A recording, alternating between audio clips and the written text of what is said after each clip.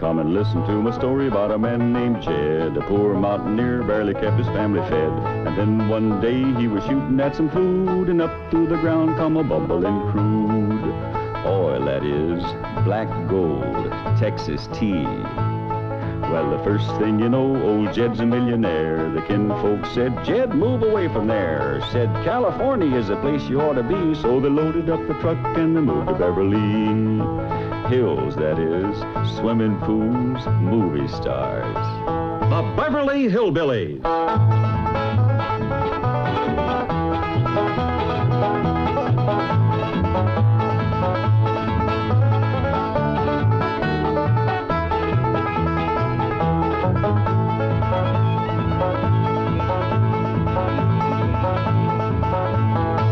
Come along and visit with the Clampett family as they learn the simple pleasures of the hills of Beverly. That includes the products of your sponsor of the week, the cereals of Kellogg's, Kellogg's of Battle Creek. K-E-double-L-O double good Kellogg's, best to you.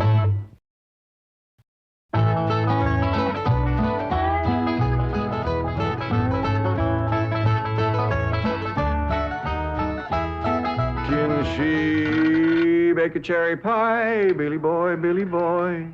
She bake a cherry pie, Charmin' Billy. She can bake a cherry pie, quick as a cat can wink her eye. She's a young thing and cannot leave her mother. Well, Granny, did you pick out your spot yet for the garden? Yep. I kind of favor a patch right close here to the house. Yeah, I'll plow you up something there directly. Yeah, just enough for some onions and taters and some Rudy Bakers. And a few rows of corn. Paul? Morning, Granny. Paul, can I help you with the plowing and the spading? Well, Ellie, I'd rather you put on one of them pretty dresses that Miss Hathaway got you. But, Paul, I can plow better in these clothes. Plowing. You know, Ellie, I'd like you to wear one of them dresses kind of regular. Wouldn't you, Granny? You're mighty fetching in a dress, Ellie. Prettier than a tub of fresh churned butter. Paul, if I go to wearing them dresses, Jethro will make fun of me. I reckon he hadn't better. Now, you run along and put on something with skirts. All right, but he hadn't better make fun. He won't, he won't. You know, speaking of Jethro, I think he's got himself a sweetheart. The banker's secretary? That's right. They was out together last night. What'd they do? Well, I don't rightly know for sure, but it was something to do with bowls. All you do with bowls is eat. Yeah, I reckon that's what it was then. She said she was going to take him bowling. You know, Jed, I kind of like that Miss Hathaway. Yeah, I think she kind of likes us, too. Oh, those marvelous Clampetts. Those simple, rugged mountain people. The more I see of them, the more I am impressed. Yes, now Never have I observed such strength of body, mind, and character. Yes, now They stand like bold hills on the pebble-strewn landscape of Beverly Hills. Like mighty oaks among bushes. Like quiet. Now, like I admire them, too. But those boulders need polishing, and we've got to put some city leaves on those oaks before my wife gets back from Boston. Incidentally, in any endeavor requiring physical strength, they are most exceptional. I took Jethro bowling last night. Here's the bill. $3,000. How many games did you bowl? Well, you see, what happened was this. I said to Jethro, Pick up that bowling ball, she says, and see can you knock over them pins down yonder. They's just sticks. Anyway, I snatches up that rascal, draws back, and lets her fly. Did you knock down them pins? Yeah, the pins, the pin boy, the end of the building, a brick wall, and a signboard down on Sunset Boulevard. I bet you Miss Jane didn't do that good. Well, she didn't even try. But she just looks at me and says, Jethro, you're strong as an ox and twice as handsome. Ain't no two ways about it, Granny. That city girl is sweet on this boy. I reckon so, the way she's bragging on his looks. You are handsomer than an ox. Thank you, Granny. Cousin Ellie, you're a city girl now. Do you You think... see there, Paul? I told you this would happen if I took to wearing these dresses. You call me that again, and I'll turn you every way but loose. Say nothing but city gal.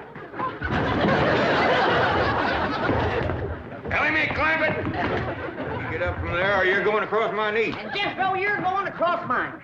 What did I do that was so all-fired bad? In that dress, she looks just like a city gal. You did it again! I reckon we better go out there and see she don't hurt him.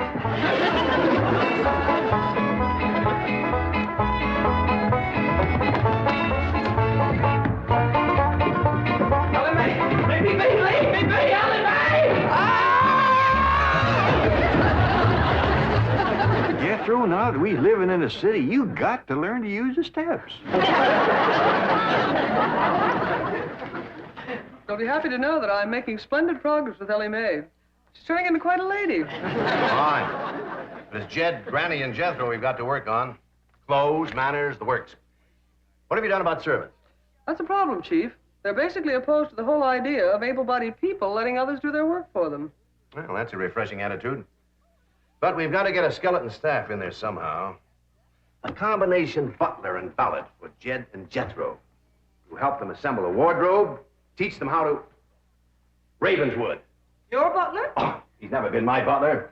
Came with my wife like an overweight dowry. Been in her family for years. And with Margaret in Boston, I can certainly spare him, plus her upstairs girl, Marie.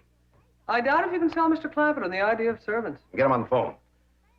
I'll make him think he's doing me a favor by taking him off my hands for a while. Right, Chief? She hadn't ought to thrown me down on my head like that. What if I'd have been carrying a frog in my hat? You ain't supposed to be wearing your hat in the house. Well, Granny, where's a fella gonna carry a frog? They jump out of your pockets. Hello? Oh, howdy there, Mr. Drysdale. Glad to have you back from Boston. Your missus come with you? Oh, that's too bad. I know her and Granny had hit it off like two sows in a mud waller. Yes, I'm sure they would. Recipes? No, my wife doesn't do much cooking. No, I doubt if she ever made grits and hog jolls. Well, how about mustard greens and possum belly? No? Pone and squirrel shank? Boiled chicken hawk. Well, say, she don't do much cooking, does she? No. Well, the reason I called Mr. Clampett is I have a butler. Well, he really belongs to my wife's family, but he's been with us ever since we were married. And I was wondering if you'd let him come and stay with you for a while. You mean board with us? Well, I guess you could call it that. Who's gonna board with us? Just a minute. Some kin of Miss Drysdale named Butler. Why we be just... That's that no good fat rascal that wouldn't let Ellie and me in to help Miss Drysdale when she was sobering up. Hello? Granny was talking at me, but she's done now. Oh, no, she ain't. Just a minute. Granny, let me hear the men out, and then we can talk it over. Yes, sir, Mr. Drysdale. I'm a-listening now. Well, in addition to Ravenswood, he's the butler, you can also have my wife's upstairs girl, Marie. Margaret may be away for some time, and I have absolutely no use for him. Well, I sure would like to oblige. Me and Granny will talk it over, and I'll call you. Oh, thank you. You'll be doing me a great favor. I was glad to help out when I can. Thank you again, Mr. Clampett, and goodbye.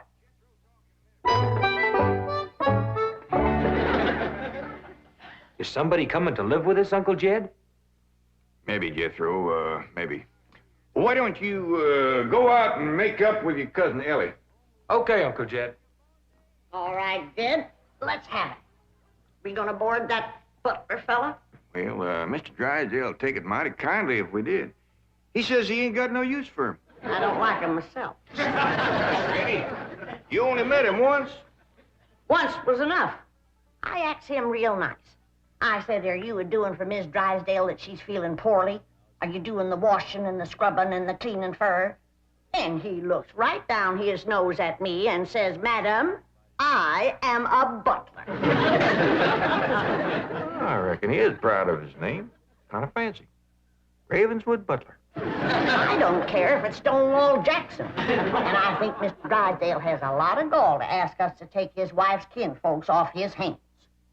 Well, now, I'm mighty beholden to him. You know he's keeping my $25 million in his bank, and he ain't charging me one penny to do it. That's his business. You didn't ask him to do it. Well, now, Granny, if it was just Mr. Butler, I might agree with you, but there's a sad side to the story, too. What's that?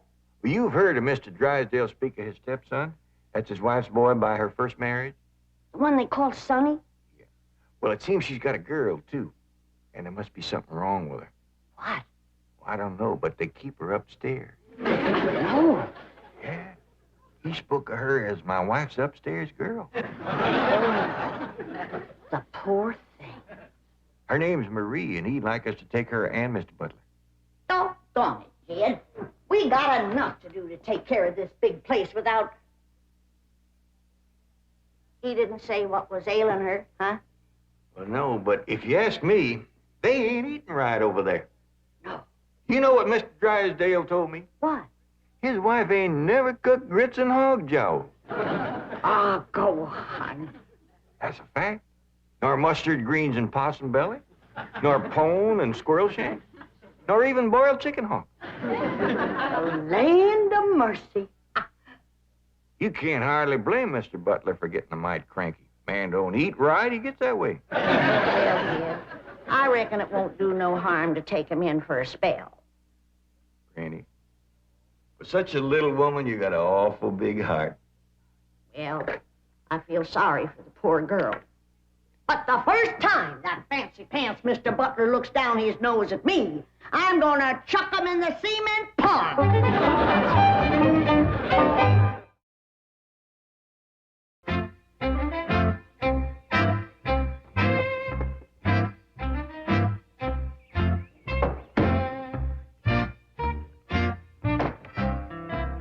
Now, I'm doubling your salaries for the length of time you stay at the Clampett home.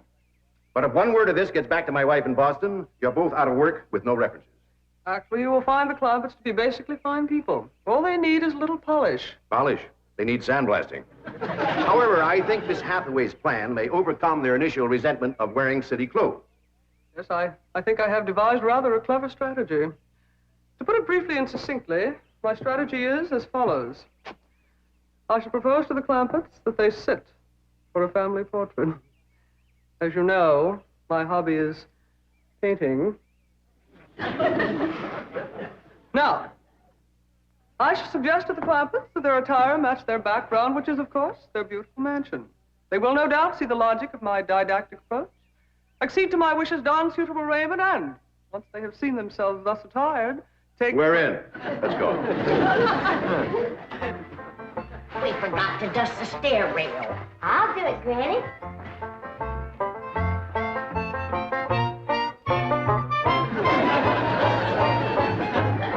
Thanks. Wearing boys' clothes does come in handy sometimes. Hi, Ginger Granny. I think we got her all spick and span for the company. They ain't a speck of dirt no place. Can I go swimming now? Me too? As soon as we help Granny clean up the kitchen.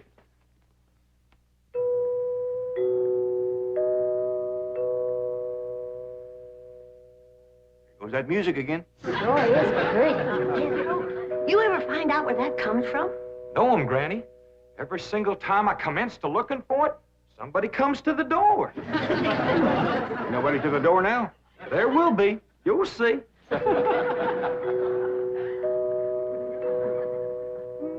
Doggies, that's nice. I'll pitch in and see can we find it. You're wasting your time. I'm a-telling you, before you can find it, somebody will come to the door. There, you see? Happens every time. Now remember, Ravenswood, I'm counting on you. Don't fail me. You have my word, sir. I've been butler and valet since boyhood, as was my father before me and his father before him. And I've yet to meet the man or woman who posed a social problem too difficult for me to handle. That's the spirit. Howdy there. Remember me, Mr. Butler? No! Ravenswood, come back! You gave your word! Come back, you coward! Come back here! I'll cut off your fringe benefits! Ravenswood probably forgot something. He'll return shortly. Meanwhile, this is Marie, Mrs. Drysdale's upstairs girl. Marie, J.D. Clampett, Howdy. Jethro Bodine, Ellie Mae Clampett, and Grandma Clampett. No, ma'am. I am a Moses. Pardon? Granny's related on my wife's side. They's the Moses family from Tennessee. Then your name is Granny Moses? Grandma Moses. That's right. There was a very famous Grandma Moses who painted primitives. I've whitewashed a few myself. I'll show Marie to her room. Listen, Marie, honey. Over here, you've got the run of the house. You don't have to hide upstairs. Ain't nothing wrong with that girl, but want some good cooking will cure her. She's half starved. Poor thing is so weak her knees keeps a buckling on her. She's kind of pretty, though, for a skinny girl. Just wait till she gets a mess of Granny's grits and hog jowls. That'll fill her out. Till I'll get some of cooking. Guess that butler fellow will be coming back directly. Oh, and Granny, can we have some of that salted down possum belly that Ma sent us? Well, I reckon it is kind of a company meal. Granny, open up a jar of them pickled crow gizzards. Now, Jed, we don't want to spoil these folks. They might get to thinking we eat like that every day. Baby, will you do something nice for me? Sure, Paul. Will you go get into that pretty dress again? Oh, Paul, Jethro will make fun of me. No, I won't, Ellie Mae. Cross my heart. Why, That's my darling. Thank you. And then you be real nice to Marie. She's had a bad life. I'll be nice to her. She's pretty. Let's all be nice. Heck, far. I wanted to go swimming. Now I gotta go put on an old dress. Cousin Ellie, you look awful pretty in a dress. Honest you do. Do I look pretty in that there city girl? You look prettier than that there city girl. That did it. Come on and fight. Ellie, come on, Ellie. There's nothing to be afraid of, Raven. The fact that they're big and strong doesn't mean they're violent. Elephants can be gentle. Now, Ravenswood, your appearances deceive you. Oh, really, Oh, sir? I do admit on the surface they do seem a bit rough, even cruel. But I assure you underneath they are placid, kindly, and gentle. See? You shouldn't have called me a city girl. Ellie Mae, leave me alone, please, Ellie Mae. Please, city girl.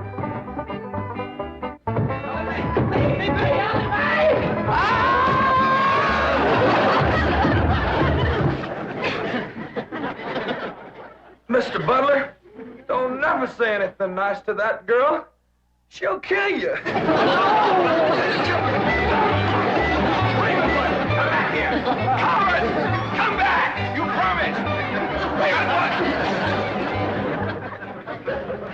I found her, Granny, when Mr. Drysdale said he didn't have no use for Mr. Butler. He sure wasn't fooling. I just seen him cut through the brush chasing him with a stick. If Mr. Butler gets sassy with me, I'll chase him with more than a stick. Jan, Ellie throwed me down on my head again. If she don't stop that, I'm gonna get a headache. Stop riling her, Jethro. But golly, all I said was she's pretty. That ain't no call to bust a fella's head. Pardon. Oh, howdy, Marie. Hi, Marie. Are you hungry, darling? No, madame. I'm whooping up something here that'll just set your mouth to watering. Put some strength in your limbs, too.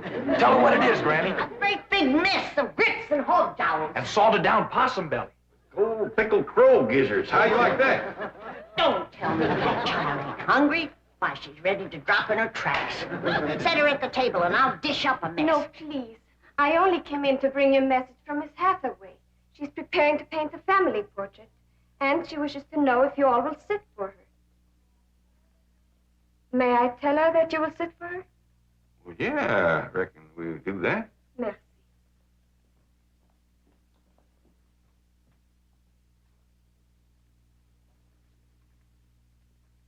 Well, let's get at it.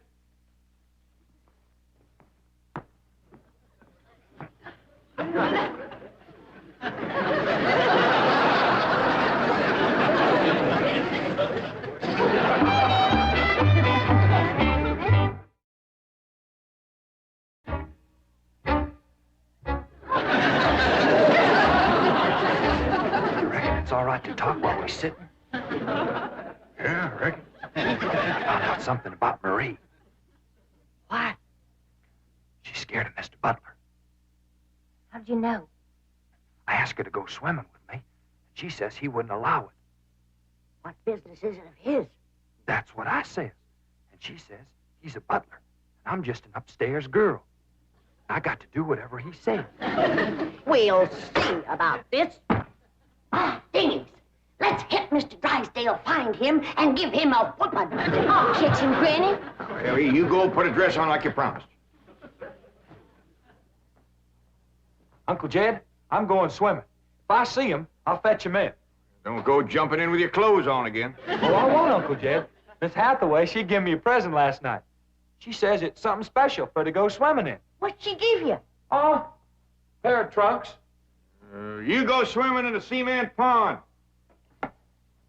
Boy, it's too big to go swimming in a trunk. Ed? In a pair of them. I got a feeling that Mr. Butler feller is going to be trouble. Yeah, we can handle him. Well, I still say that I think Mr. Drysdale has a lot of nerve to ask us to board his wife's relations. Maybe he's just fed up. Man can get awful tired of having his wife's kin underfoot all the time.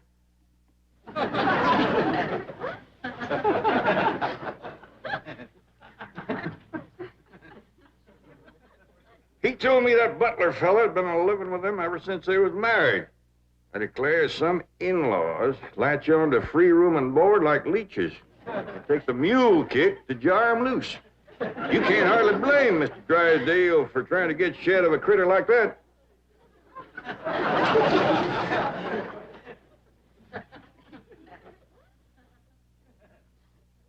Is that the way you feel? You bet it is.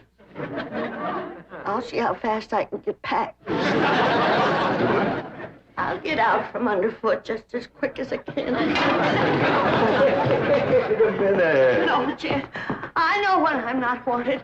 It don't take no mule kick to get shed of me. Darnation, Granny, well, I wasn't talking about you. We couldn't get along without you. No, Jed. I'm just a burdensome old woman, no good to nobody. Why don't you throw me down the well? Go ahead, pick me up, carry me out to the well, and throw me in. Stop talking like that. Uncle Jed! Uncle Jed! I caught him. Mr. Drysdale, he gave out, but I caught this fat little rascal. Put him in. You gonna whip him, Granny? No, Jethro. I'm going to get thrown down the well. Why don't you throw us both down the well together? We're just no good leeches, both. Hush. Mr. Butler, I'm sorry Jethro got mighty rough with you. He don't mean no harm. He's just an overgrown boy. Now, we's all mighty pleasure to have you come and stay with us, and as long as you behave yourself, won't be no trouble. Oh, I'm Jed Clampett. Sir. This here's Granny. I reckon you and Jethro done met. Yeah. Sir. Oh, and this here is my daughter, Ellie Mae. Enchantée, mademoiselle. Vous êtes très belle, très charmante, très ravissante. Don't you dare use them kind of words to a lady. What do you say, Granny? I ain't sure, but it sounded dirty. You said your daughter was pretty and charming. Oh, you're so different from all the others. You're like a beautiful city girl. He had not have said that. Oh, Marie, Oui, Miss Jane. didn't you say the Clampetts had agreed to sit for their portrait? Oui. They said they would do it. Really? What is this? I believe it to be self-preservation, madam. No!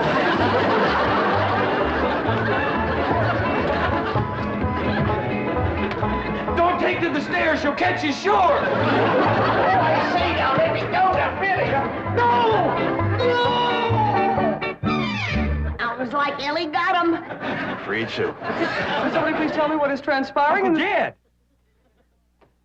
Ellie throwed him all right, but I caught him before he hit the floor. So here you are. Well, now, everything seems to be fine. You see, Ravenswood, didn't I tell you the Clampetts were kindly, gentle people? Yes, sir. Thank you, sir.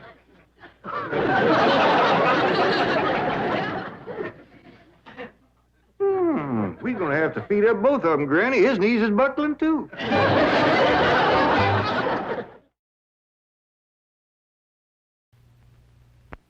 I shall call it Invictus. Ma'am? Invictus, you know. Or perhaps you don't. Thank whatever gods may be for your unconquerable soul. Henley. Yeah. Jethro, look more thoughtful. That's really a little more than I... Ellie Mae's got Kellogg's cornflakes. Well, so she has, but she's not putting on a face like that. Well, no. She's got Kellogg's cornflakes. I ain't. You don't have to look quite so sad. You may have some cornflakes as soon as I'm through with the sketch. Unless they're all gone. Do you remember if there's another box? Great! Hold it! K-E-double-L-O double good Kellogg's best to you. The Beverly Hillbillies has been presented by Kellogg's Corn Flakes.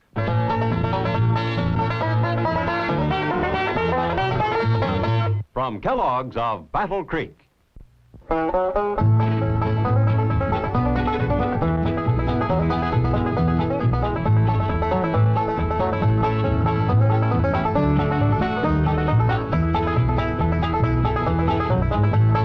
now it's time to say goodbye to Jed and all his kin. They would like to thank you folks for kindly dropping in. You're all invited back next week to this locality to have a heaping helping of their hospitality. Hillbilly, that is. Set a spell. Take your shoes off. You all come back now. Here? This has been a Filmways presentation.